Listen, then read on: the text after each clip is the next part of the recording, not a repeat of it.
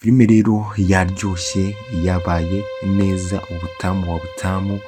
Sasa rero nk'uko twabonye wa mukobwa abwira Cedric yuko amukunda. Cedric rero yarangije aramubwira ati rero kubera situation ndimo, kubera ukuntu meze, kubera ubu buryo ndwayemo, kubera ikibazo mfite cyose mu mutwe, ntabwo aka kanya nahita nkwemera yuko nakwizeza urukundo, ntabwo nakwizeza urukundo gusa, ariko nanjye ntabwo nkwanga, uri umwana mwiza wanyitayeho kandi byose mbiha agaciro, kandi kuko nk'umuntu mukuru aba bantu bamwitayeho baramuvuye. Rero nk'abantu bamwitayeho, hano nta kindi kintu gusubiza usibye kubwira uno mukobwa yuko nyine atameze neza. Igisubizo cyiza cyane cyo kumubwira ati ntago meze neza, ahubwo gusa ntago nkwanga. Uyu mukobwa rero nawe ntago yigeze ahatiriza cyane cyangwa ngo agire iki, gusa yari yeretse akari ku mutima agasesekara ku munwa. Bwira ukunda yuko umukunda, ikiba kibi. Nicyo rero umukobwa yakoze, arabikora, ikiba kiraba, kandi Cedric yamusubije neza, yamusubije ko atamwanga. Aho ngaho rero twavuye turangije duhita tugaruka kuri Alisa. Murabizi ko Alisa yaramaze iminsi yaravuye muri ya karitsiye agahura na wa mukobwa unafite na Cedric. Rero hano yarimo kubwira uwitwa Dani musaza, yarimo kumubwira ati rero Dani, ntabwo ibintu bimeze neza kuko nagiye muri ya karitsiye y'ahantu bandangiye yuko Cedric yaba ari, ndashakisha ndaheba pe. Ati kandi rero ndimo kubona iminsi irimo kunjyana. Cedric rero aramubwira ati rero nimba bikomeje kugenda gutyo, ndabona wafata umwanzuro ukikorera ubukwe na Shalom bikava mu nzira. Gusa ariko witwa Alisa aramubwira ati ntibishoboka, sinshobora gukorana ubukwe na Shalom, cyane ko twumvisha Alisa arimo kuvuga ngo aho kugira ngo nkorane ubukwe na Shalom nakwiyahura cyangwa nkigendera mukambura. Rero hano Alisa nta nubwo akomeje no gucika intege, yavuze ati byanga byakunda ndakomeza nshakishe, nkomeze nsubireyo, nibirimba nsubireyo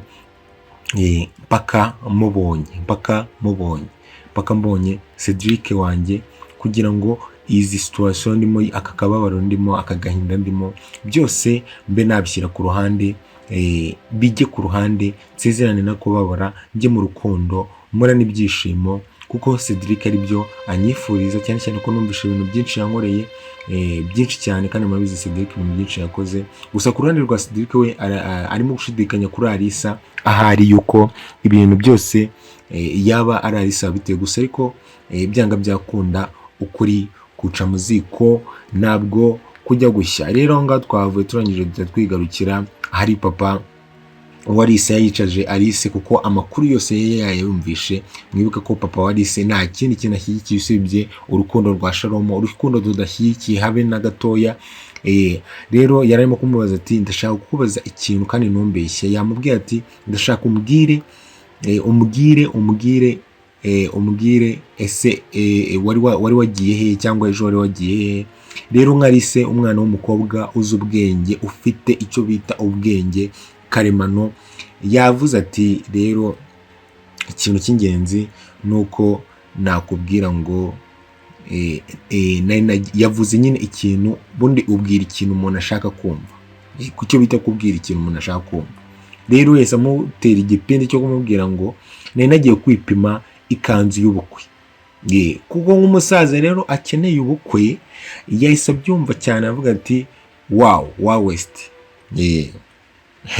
ati uyu wari wagiye kwipima ikanzu y'ubukwe? Ati aho ni sawa cyane, ko nimba wari wagiye kwipima ikanzu y'ubukwe, nizere yuko iyo kanzu ikubereye. Umukobwa mwiza avuga ati iyo kanzu irambereye, nawe kugiye kureba umudesigner wa mbere ugomba kumpima, akanamenyera ibipimo, kandi bara n'ikanzu nziza izambera ku munsi w'ubukwe bwanjye se. Kandi uwitwa Alice akantu kaba kari ku mutima ni ukumva yuko ubwo bukwe bwaba ari ubwe ndetse na Cedric nk'uko twese tubyifuza. Rero uwitwa papa Alice we yahise abyumva cyane, nta n'ikintu byinshi yamubwiye. Yambwiye ati mwana wanjye, ibyo ngibyo wari wagiyemo, kuko nibyo wagiyemo, ntabwo wigeze ujya guta umwanya gusa iyo amubwira yuko yari agiye kureba Cedric byari guhita biba intambara, murabizi. Ariko hano umwana ufite ubwenge, ufite mu mutwe ewana umeze neza, umeze fresh, yahise amutera icyo bita igipindi cy'atari. Aho ngaho rero twavuye twigarukira kuri noza kuri wa mukobwa ucumbikiye uwitwa Cedric, yarimo kwitaba telefone, arimo kuvugisha mukuru we, arimo kuvuga ati Cedric ameze neza, bimeze neza, arimo kugenda bimera neza. Cedric rero yaje arimo kwitunganya, arangije afata telefone abwira mukuru we, aramubwira ati rero igihe cyanjye cyo kuba ndi hano kirarangiye, ndashaka kujya mu bintu byanjye nkajya kureba gukurikirana ibyo ari byo. Aka rero uyu mukobwa rero yari azi ko Cedric azaguma ahangaha, nyine yamufatishije ko Narisse yaramumubajije ntiyamubwira ko amufite. Umwijima rero wahise utaha mu mutima we ndetse no mu maso biragaragara. Arangije uwitwa Cedric yamaze gusezera mukuru we, uyu mukobwa yamubwiye ati none se Cedric ugiye he, ko iki wumva wankora bino bintu? Ati urimo kujyayo kuko urumva uri bunsige hano? Gusa Cedric nk'umuntu ufite ikibazo gikomeye cyane iyo umukobwa yakunze cya kampani ye, yahise avuga ati rero igihe cyanjye rero kirageze, igihe cyanjye kirageze, ngomba kujya gukurikirana biriya bintu. Umukobwa akomeza kumuhendahenda, amufata akaboko amubwira ati nta hantu ugomba kujya, ntabwo bishoboka. Ariko gusa Cedric aramubwira ati reka ngende nzagaruka, njye gukemura ikibazo gihari. Ese Cedric ko afashe umwanzuro wo kugenda ibintu byose byaba bigiye gukemuka?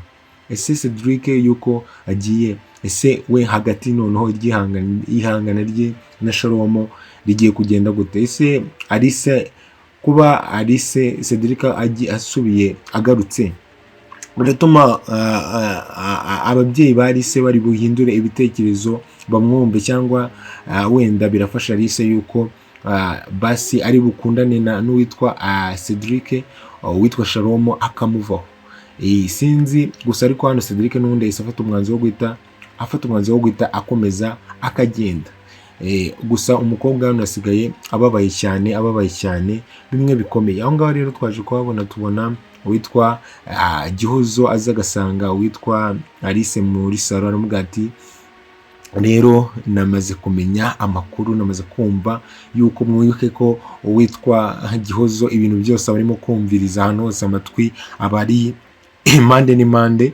Arangije abwira uwitwa Alice ati ariko numvishe uvuga na papa yuko ibintu by'ikanzu birangije. Ati ni nko kumubwira ati noneho urumva wishimiye ubukwe bwawe na Noza, wishimiye ubukwe bwawe na Sharomo, ko numva wari washyuhiye kujya gushaka amakanzu, ibintu nk'ibyo ngibyo, waba usa nkaho wibagiwe Cedric, ukaba urimo noneho washyushye byatari. Gusa ariko witwa Alice nyine turabizi ko ari byo yabeshyaga, nta makuru yigeze amuha. Yamubwira ati wowe ceceka aho ngaho, bifate nk'uko wabyumvishe, ariko turabizi yuko nta bintu by'ikanzu rwose yagiye kureba uwitwa Alice, ahubwo yibabariye no kugira ngo abone Cedric. Gusa ariko Gihozo yabishidikanyije, aravuga ati se ko mbona arakaye bigenze bite, ko mbona arakaye kandi ngiye namubazaga ibyo numvishe. Hano turangije twigarukira ahari n'ubundi Gihozo rero yabonye yuko ayo makuru uwitwa Alice ayamwimye, arangije ahita ajya kureba kamera, amubwira ati rero wari uzi n'ikindi? Ati Kami, mfite amakuru amwe ahambaye, amwe yadanje, kuko n'ubundi mwangize umunyamakuru.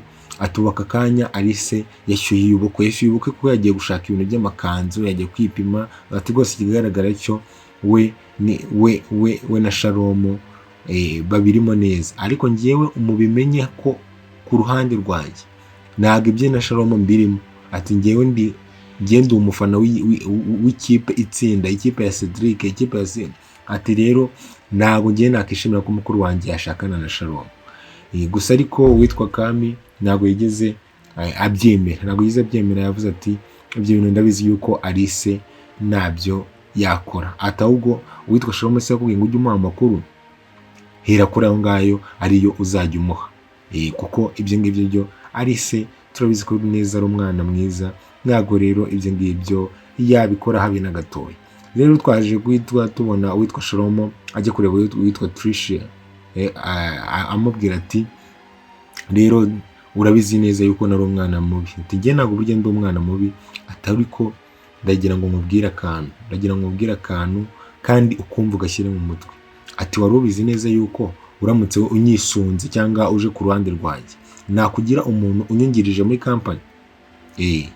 Ati njye nakugira umuntu unyungirije muri kampani. Ese Tricia yakemera kugambanira bagenzi be, cyane cyane ko mwibuka yuko mwongere mushyire kano kantu, mwibuke yuko uyu mukobwa ariwe ufite impapuro za originali za originali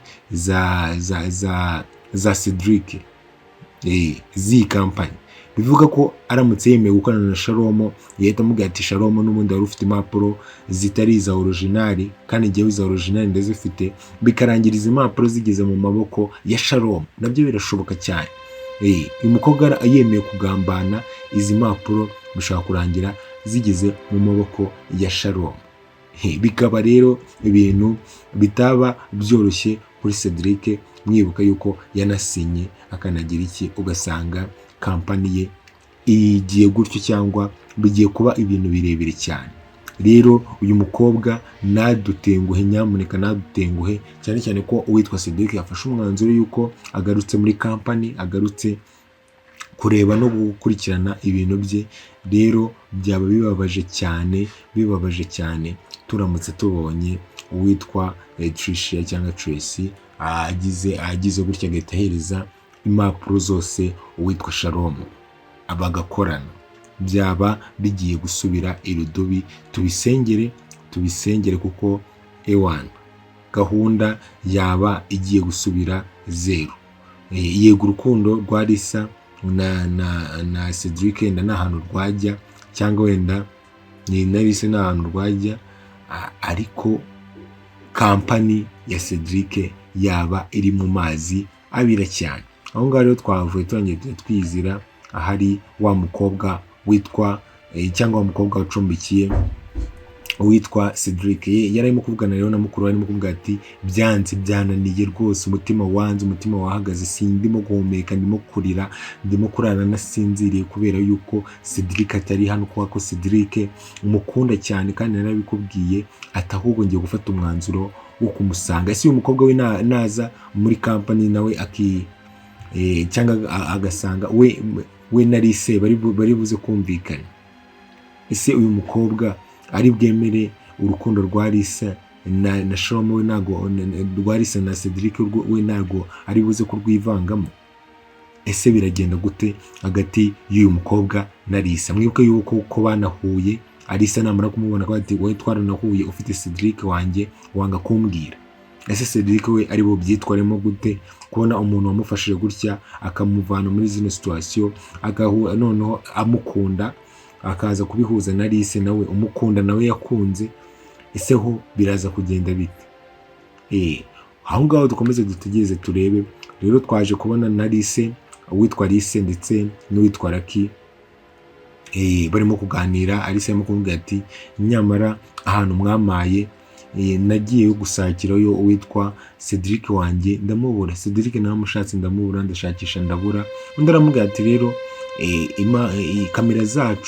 kamera zacu niho zari zamubonye, gusa ntugire ikibazo, iperereza twe turacyarikomeje, nibirimba njyewe nawe tuzahagurukana tugende tujye kurebayo, turebe, gushobora no gusanga ashobora kuba yaranagiye ahandi hantu hatari aho twari twamubonye. Gusa ntugire ikibazo, byanga byakunda uwitwa Cedric azaboneka, ntugire ikibazo. Aramubwira kandi koko Cedric ari mu nzira abagana, ari mu nzira yongera guhura na Lisa. Tunabyizera yuko next episode tuzahita tubona uwitwa Lisa yahuye na Cedric. Gusa birabe ibyuya nibibe amaraso, umwana wacu atazababara.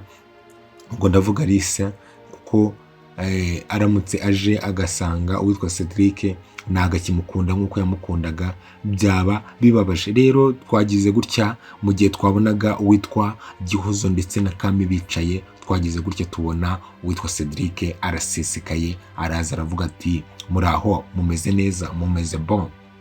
Ese biraza kugenda biti? Biraza kugenda bite hagati y'aba bantu, hagati ya Cedric ndetse na Shalom. Ese kampani igiye gusubira mu maboko ya nyirayo? Ciao ciao, mukomeze mugire ibihe byiza.